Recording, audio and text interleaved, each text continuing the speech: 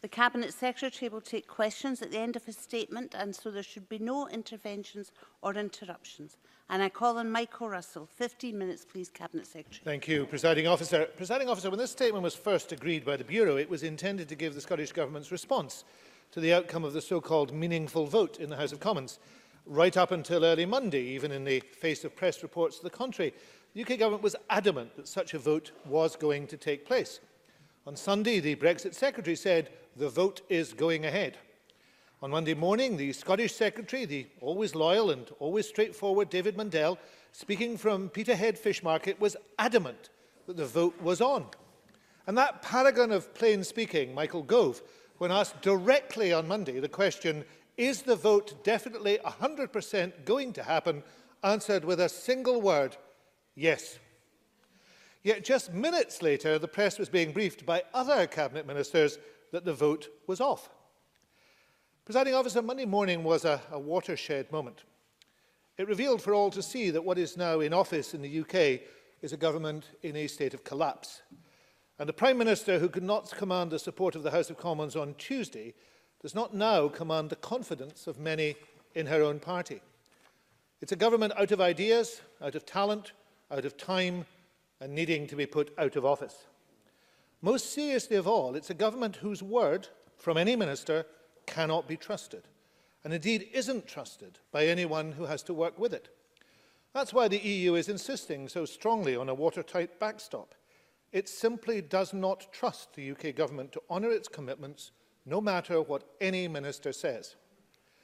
And moreover, it is a government which makes crucial decisions, decisions affecting business, commerce, investment, health, public services, food security, and the fate of all its citizens, on the basis of what that decision will mean, not in terms of the public good, but in terms of what is good for the Conservative Party, as the Prime Minister herself confirmed outside Downing Street this morning.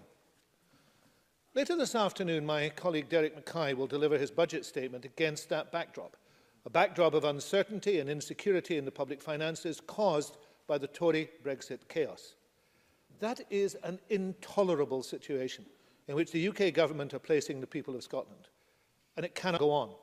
Scotland and the UK must not continue to be blighted by this never-ending Tory civil war, in which we are now all merely collateral damage. The Speaker of the Commons described the decision to delay as discourteous, but it's more than that. It's disgraceful and it's contemptuous. But why should that surprise us? That's been the UK government's attitude for months, perhaps even years, and the Scottish government has experienced it regularly at first hand. The Prime Minister and her government has persistently proffered false choices, absolutist positions and self-defeating red lines to the EU and to the devolved administrations. This approach does not, could not, and would never, in the Prime Minister's hypocritical words, bring the country back together. Nothing she or her government have done in the last 2.5 years has achieved that. Nothing they are doing today will achieve that. Nothing they can offer could achieve that. Not least, Presiding Officer, because by removing Scotland and the UK from the single market and the customs union and adopting with relish a hardline rhetoric and practice on migration, the deal will make every one of us poorer, will deprive us of the company and contribution of many of our fellow EU citizens, especially in key areas such as health, research and agriculture, and lead to many more years of uncertainty and protracted negotiations. Not just this deal, but this Tory government is divisive, damaging, and must be defeated. Now, the first step to resolving a political and constitutional crisis, the like of which none of us has ever seen, is for the Prime Minister to get out of the way. Her backbenchers and her payroll vote might not agree tonight, but there's no doubt she is entering the end game of her time in office. But we need more than that. What happens now is about much more than who leads a single political party. And the decision about where we now go has to be taken by more than a single political party. So the second step is for all of us who recognise the huge dangers of this moment to coalesce around a way forward that can resolve the crisis. At the same time, we must strain every sinew to avoid what the extremists want, time to pass, so that no deal is the only possible outcome. That must never happen. And as the Taoiseach indicated yesterday, it doesn't need to happen. Speaking in the Dáil, he said this: The option is there to revoke Article 50. The option is there to extend Article 50. And whilst there may not be a majority for anything, or at least any deal at the moment in the House of Commons, I do believe there is a majority that the UK should not be plunged into a no-deal scenario. He said it is in their hands at any point in time to take the threat of a no-deal off the table, either by revoking Article 50, or if that is a step too far, by extending it. So it's incumbent on those who desire a better alternative, one that protects jobs, livelihoods and communities, to come together, first of all to remove the threat of no deal, then in a determined but realistic way to consider and choose the best way forward. Let me set out the alternatives and indicate the Scottish Government's preference. People in Scotland voted overwhelmingly to remain in the European Union. In line with their wishes, the Scottish Government has always said the best option is to stay in the EU. Of the available alternatives, the one which needs to be the top of that list is therefore a second EU referendum with the option to remain on the ballot paper. As we know from the European Court of Justice, it would be for the UK Government to decide to revoke the Article 50 notification. That judgment makes clear, and of course subject to referral for final decision back to the Scottish courts, that under EU law, a member state which has notified its intention to leave can, in layman's terms, change its mind and think better of it.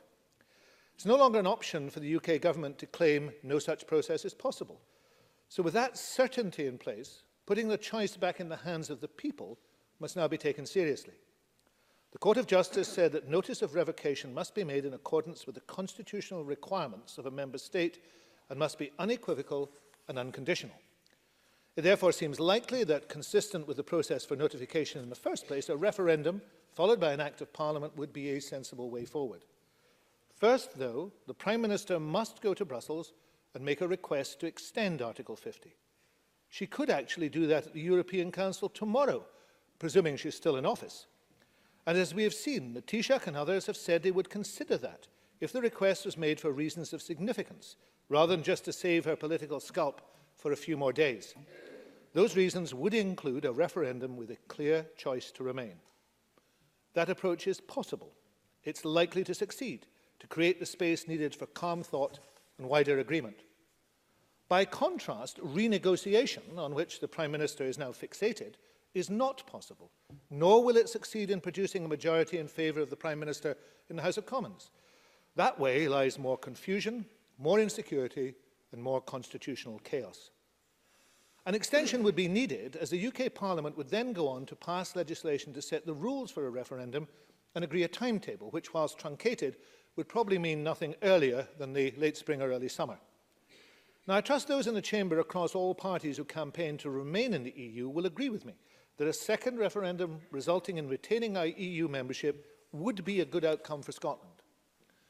However, short of the best option of staying in the EU, the only acceptable other compromise, which the Scottish Government has advocated for 2 years, is for continued membership of the single market and the customs union.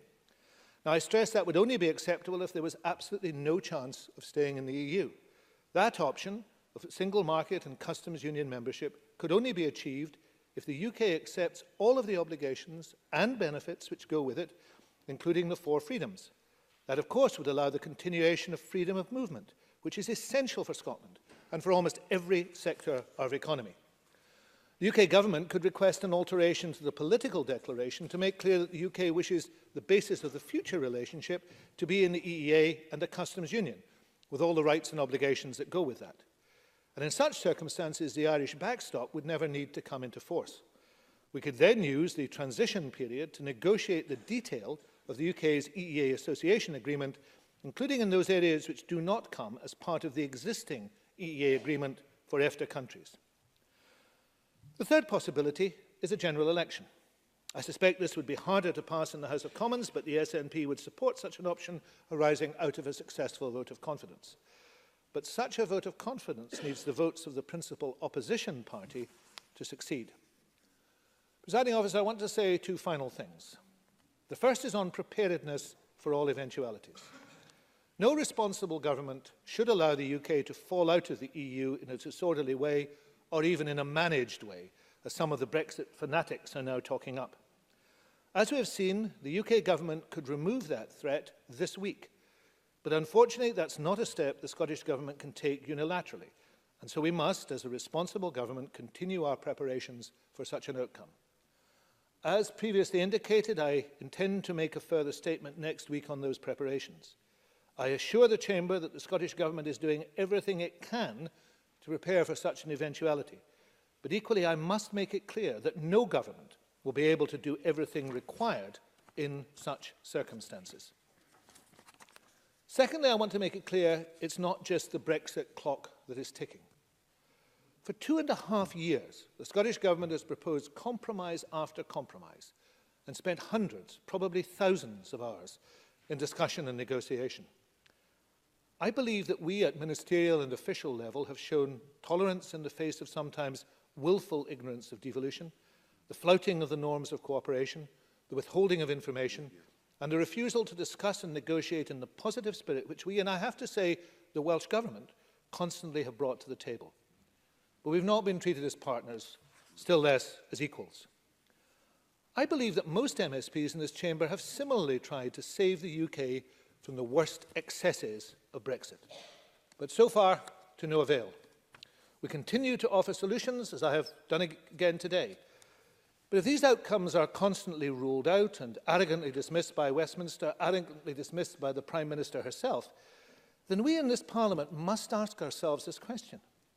Why should people in Scotland, the people we are here to represent, have to pay the price of such a catastrophic policy that they do not support and which will harm their life chances and opportunities for generations to come? Put bluntly, Presiding Officer, if we cannot save the UK from itself, we must find a way to save ourselves from the UK. Scotland does deserve better. No reasonable person looking at the cluster búrach at Westminster this week could deny it.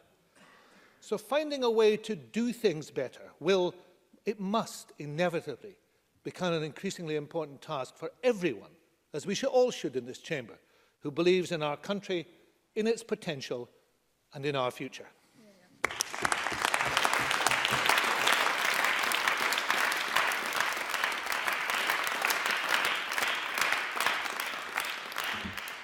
The Cabinet Secretary will now take questions on the issues raised in his statement, and I intend to allow around 30 minutes for that. It would be helpful if members who wish to ask a question were to press the request to speak buttons now. I have a lot of requests. I will do my best to allow everybody to ask the question they wish, but would members bear in mind that questions and answers should be succinct to allow this.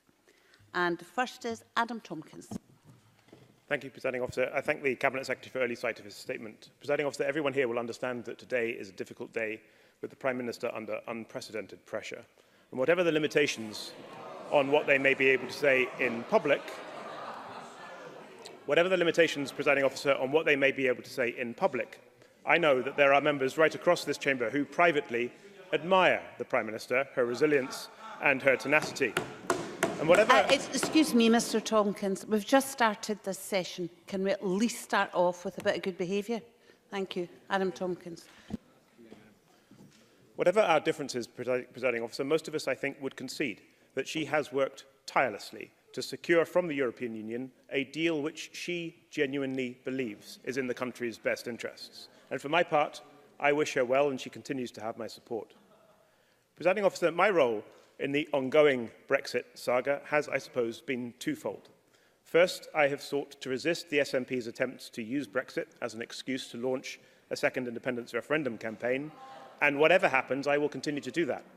The second I have tried, as I hope the Cabinet Secretary would acknowledge, to ensure that Brexit is delivered compatibly with our devolution settlement. And that's why I and colleagues resisted Clause 11 of the Withdrawal Bill and ensured that it was replaced and amended before that bill was enacted earlier this year. Presiding Officer, the Cabinet Secretary and I have crossed swords on Brexit many times in this chamber, and I'm sure that we both wish that we could be talking about something else. Today, I find myself in agreement with much of what he has said. Not everything, but with much of what he has said. And in particular, I agree that all necessary steps should be taken to ensure that we do not crash out of the European Union on a no-deal basis. Does the Cabinet Secretary not agree with me that one means of achieving this result would be to back the Prime Minister's deal and to support her ongoing attempts to get that deal through the House of Commons. Michael Russell. I'm sure this is going to surprise Mr Finlay, but when I listen to Adam Tompkins, I am reminded of John Maclean's famous speech from the dock in his trial. And I know Mr Finlay looks surprised at that. And the reason is those words, and I read them the other night, because Maclean decided in his last paragraph to say that he was satisfied that he had squared his conduct with his intellect. And I have to say to Mr Tompkins, I am not satisfied that Mr Tompkins has squared his conduct with his intellect on this matter. Because, as I said last week, I do not believe that he believes a word of this. The way to get a solution to this problem is not to back the Prime Minister, it is to refuse to accept Brexit. That is the way to do it. And indeed, that is the position that Mr Tompkins took during the referendum. And indeed, that is the position that Scotland still takes. And an increasing number of people across these islands take that to be what they wish to do. It is bizarre that Tory MPs can get a second vote, that in this case on who should be leader of the party. But nobody else can get a second vote on the issue of Brexit. I think that needs to change.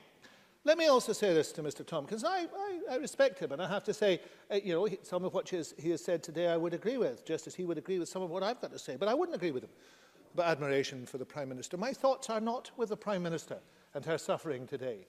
My thoughts are with EU nationals who have had months of agony over this matter. My thoughts are with the farmers of Scotland, and I met some of them yesterday, who have no idea what is going to happen next. Yes, my thoughts are with the fishermen in my community, the fishermen in Argyll and Bute, who have been left with no defence and no prospect of selling their product because of the ridiculous nature of the sellout that they have done. My thoughts are with the businesses of Scotland, who are facing endless insecurity as a result of this.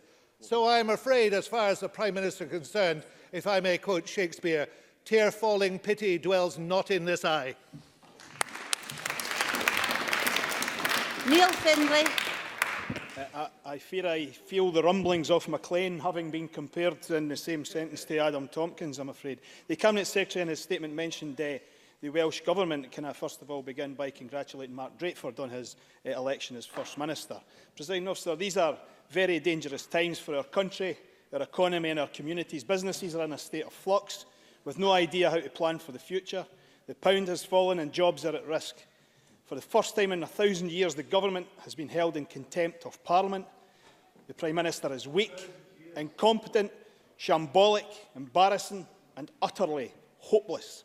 The Tory party have taken us to the brink of a chaotic departure from the European Union, with the Prime Minister existing only in the fantasy world of her own mind. Her level of delusion is only matched by her level of incompetence.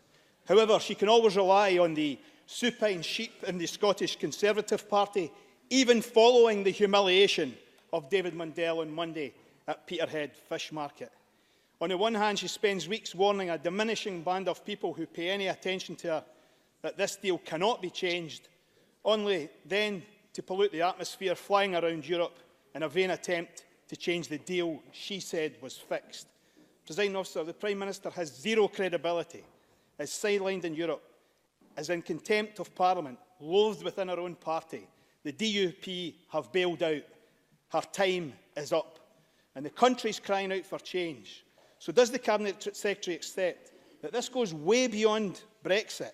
And for those affected by universal credit, for those affected by poverty and pay cuts, and the impact of a broad sweep of Tory policy, we need a general election now to end this shambolic paralysis. Michael Russell. Well, I have indicated I would support a general election, and I think that the points that Neil Findlay makes are well made.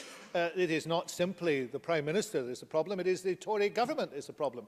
Brexit is the symptom, the huge symptom, of a government that is completely out of ideas, out of time, and operating against the national interest. So, of course, if the opportunity exists to remove this government of general election, the SNP will support that. Can I say, Presiding Officer, I want to associate myself with Neil Findlay's remarks about Mark Drakeford, whom I'm very pleased to call a friend.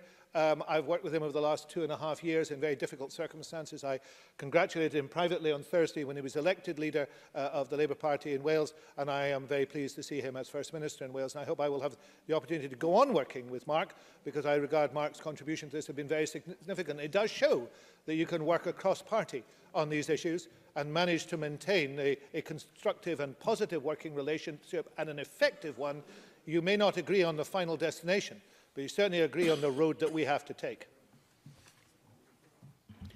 Ross Greer. Thank you.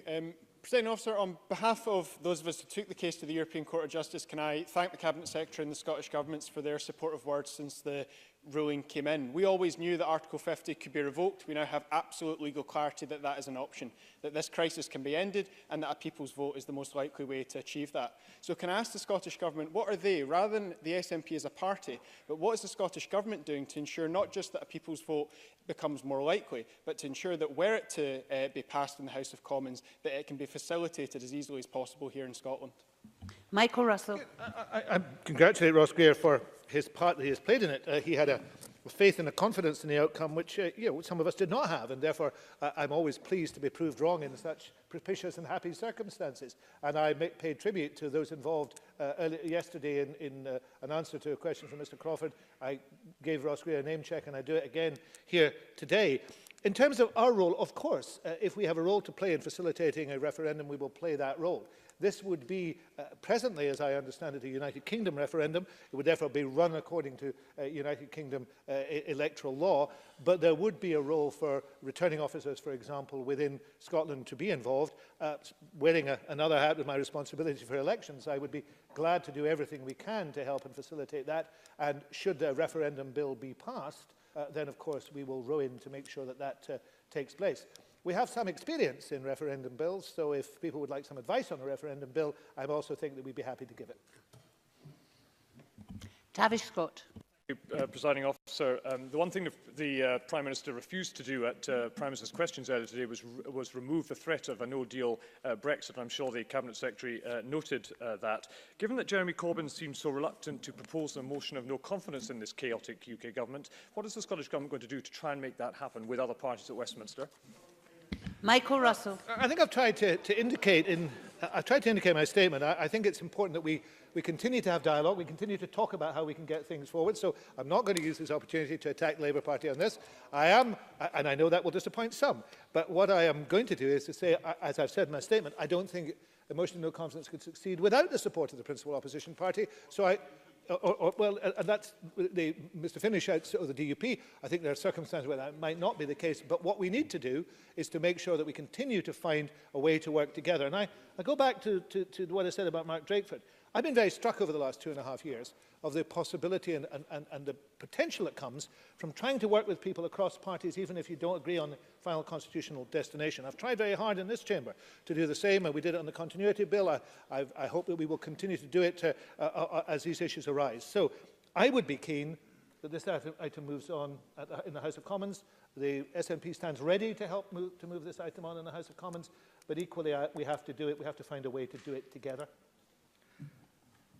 May I remind everyone that we'll have to have brevity if we're going to get through these questions.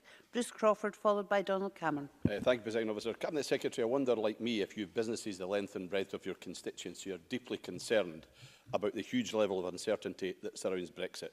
Businesses like McQueen's Gin and Callander, who are just trying to get on with growing their businesses. Do you agree with me the Prime Minister has just made the uncertainty worse by postponing the promised meaningful vote in a doomed attempt to save a bad deal? Now with a vicious civil war taking part in the Tory party, heaping uncertainty upon uncertainty. Cabinet Secretary, can you tell me when will all this uncertainty end? Surely now is time to put the people in charge and hold another EU membership referendum. I'm tempted to pluck a date out of the air and just give it and see what happens. Nobody can, unfortunately, say when this will end, regrettably. There is a heavy irony, but it's a very distressing one, particularly to businesses such as the member has mentioned in his own constituency. When the Prime Minister stands outside Downing Street and says, people want us to get on with Brexit, having only 48 hours before cancelled a vote that was meant to conclude the matter. The reality is this is all about the Tories. It is about this internal division which has bedevilled the Conservative Party to start with and now the whole of the country for far too long. And I do feel very sorry for those people who were, of course, trying to back the Prime Minister's deal, not because they thought it was good, because they thought it would bring an end to uncertainty. And I regretted we had to say to people that it would not have brought an end to uncertainty. The uncertainty would continue and grow. But the Prime Minister proved that herself by her actions on Monday, by pulling the vote. So we will do everything we can to offer support, to reassurance and assistance to companies in these circumstances. But what would really help them would be to get this nightmare over with by deciding that we were not leaving the EU, and then we could get on with life. Donald Cameron, followed by Emma Harper. Thank you. The Cabinet Secretary set out a hierarchy of alternative outcomes he would prefer to see, the second of which was for continued membership of the Single Market and Customs Union, described elsewhere as the Norway Plus proposal, a proposal which has its pros and cons. Does he accept that one of the benefits of that proposal is that there would be no requirement to negotiate a bespoke set of arrangements, so it could be agreed upon straight away and thus deliver the referendum result on schedule? Michael Russell. Yes, I do broadly agree with that. I think that it has been an offer for a long time. There are issues in terms of EFTA membership. I mean, not unnaturally, Norway, looking at the prospect of having to get into bed with the UK Conservative Party, is balking very substantially at it. But it would be possible, I think, to construct a bespoke deal, and it has the advantages that the member has interestingly raised.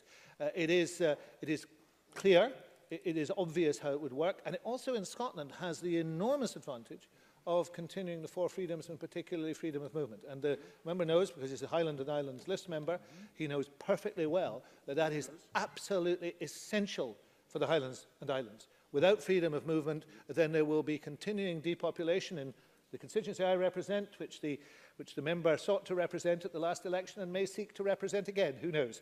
In that constituency, the depopulation is chronic and is getting worse and will only be accelerated by what is taking place in cancelling freedom of movement. So I agree with the member, and I'm grateful to him for his enlightened question. Emma Harper, followed by Pauline McNeill. Thank you, Presiding Officer. The Cabinet Secretary will be aware that under the Prime Minister's current withdrawal agreement, Northern Ireland will effectively be in the single market and Scotland will not. This is extremely concerning for ports such as Cairnryan in my South Scotland region, and I would therefore ask the Cabinet Secretary to give me assurances that the Scottish Government will continue to fight against this bourrach of a Brexit deal, which surely will put Scotland at a competitive disadvantage. Michael Russell. Yes, the details of how the Northern Irish situation would work really would still require to be fleshed out.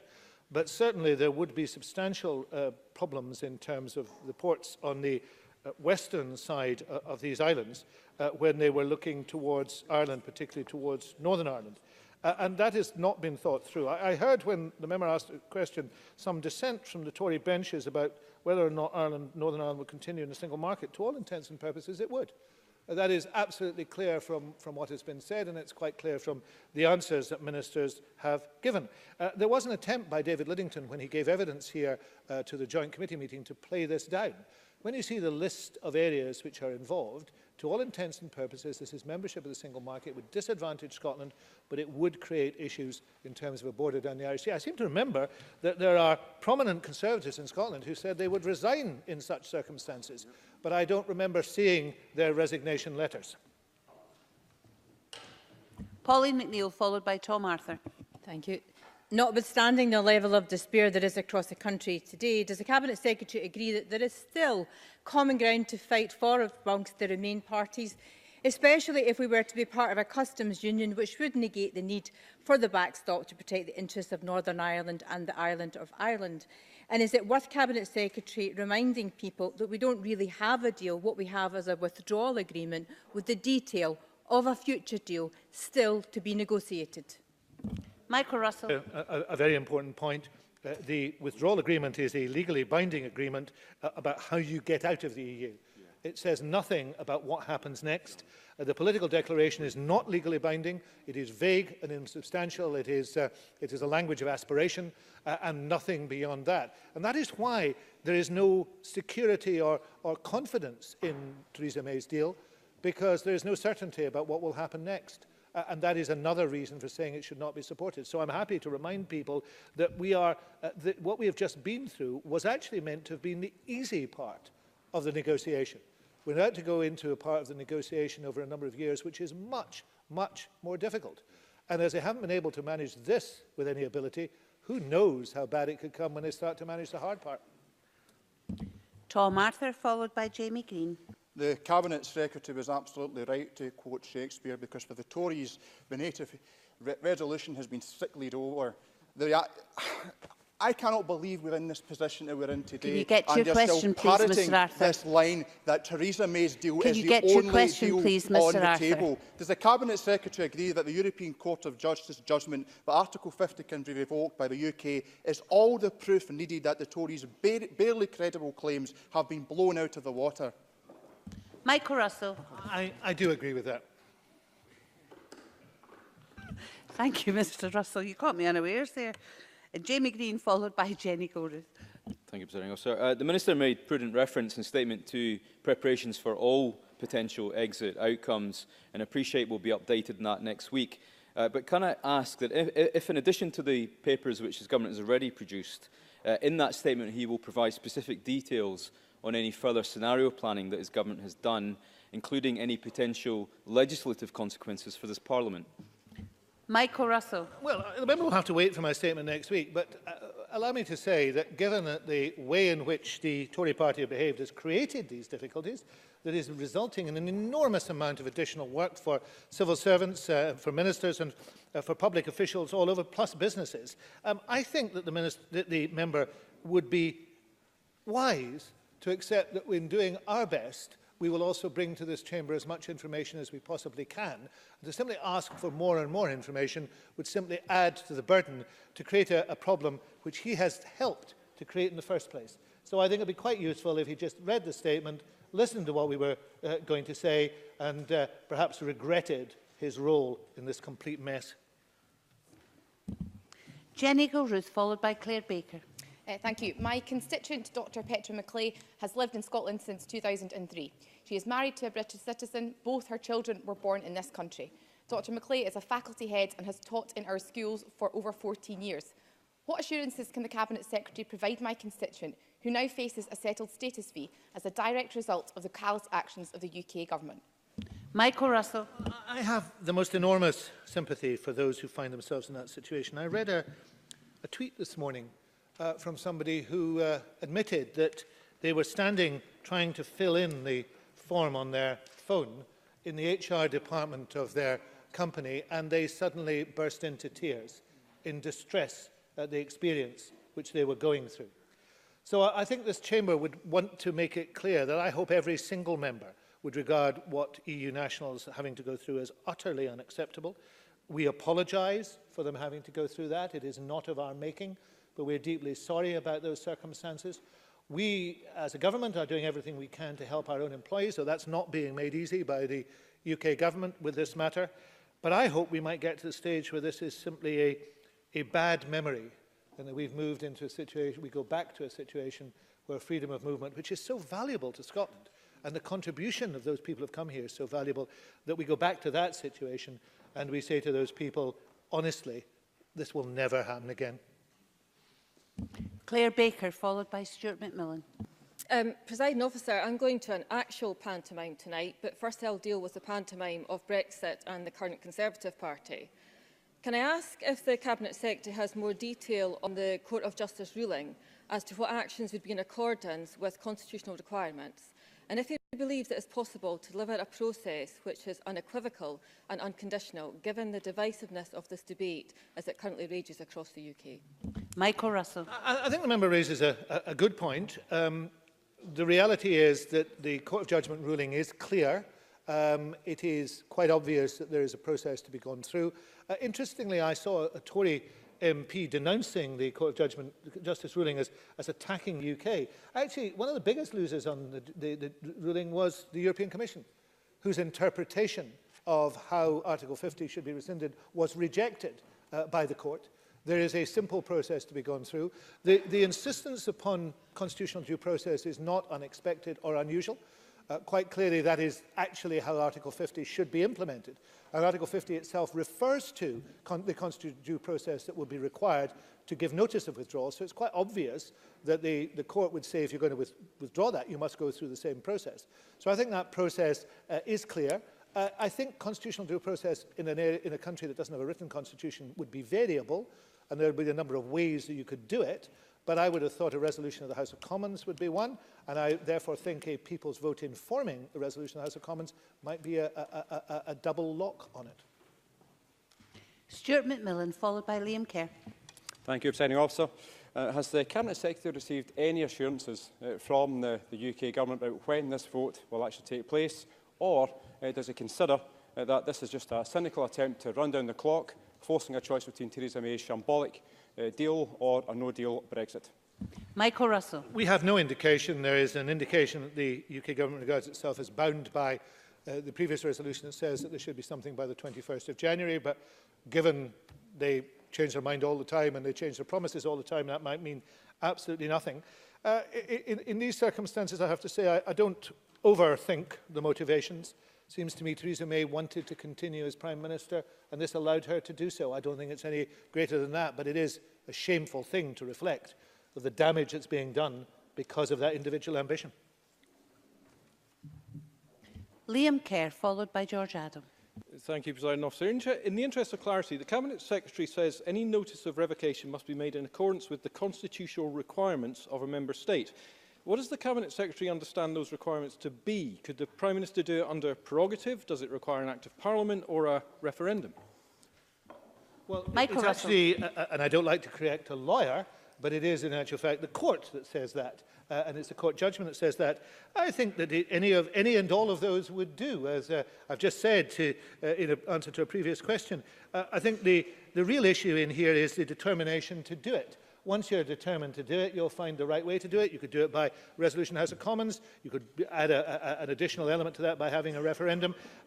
If the member is keen on making it happen, he might even bring a resolution to this Parliament to say, advising the UK Government that this is what should happen. I don't think that would be enough, but it would be a start. I mean, now that the Tories seem so fixated upon it, could I encourage them to follow through their interests by some actual action? George Adam, followed by Joan McAlpine.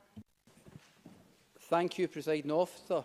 After a chaotic week in Westminster, Theresa May has become the first Prime Minister in the UK for the last 70 years to cancel a vote on a major international treaty.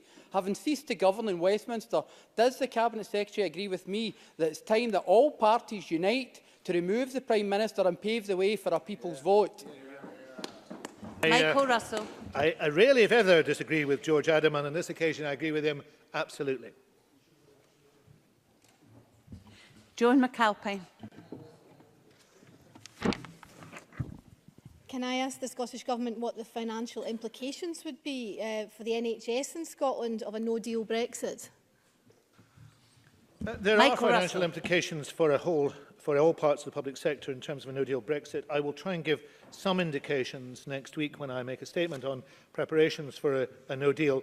I think it's important to say that, as I don't want to preempt anything that my friend Mr Mackay will say in a few moments, it's important to say that, as I said in my statement, that this budget is in the shadow of Brexit.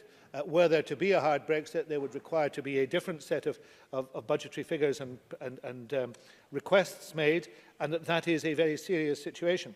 But I will do my very best to give as much information as I can next week, but I don't think we will go down to the level of detail of finances on each portfolio.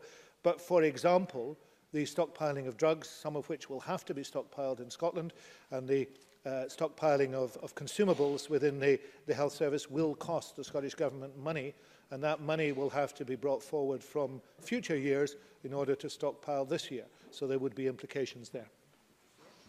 John Scott. Thank you, Deputy Presiding Officer. The Cabinet Secretary says that the first step must be to rule out a no deal. Given the Cabinet Secretary also objects to the deal that would do so, can he tell me what mechanism he proposes to ensure that this could not happen? Michael Russell. I have a great deal of time for John Scott, but I mean, clearly, he wasn't paying much attention this afternoon when I was speaking. So let me go back and quote a much greater authority than I am on these matters, which would be the Taoiseach, who, speaking in the Dáil yesterday, laid out exactly what would take place. He said, and I quote him again, the option is there to revoke Article 50. The option is there to extend Article 50. It is in their hands, talking about the UK government, a government which he is familiar and which I understand he would still support. So for the life of me, I can't understand why. It is in their hands at any point in time to take the threat of a no deal off the table, either by revoking Article 50, or if that is a step too far, by extending it. Now, I'm fascinated by the interest in this, the detailed interest in this that has come from the Tory benches. There may be some hope on this darkest of days that they're beginning to realise the absolute mayhem that they are wreaking upon the country. And in those circumstances, were they to approach me and seek a common front and trying to find a way to give that message to Westminster, I'd work with them. That concludes questions on the Cabinet Secretary's statement.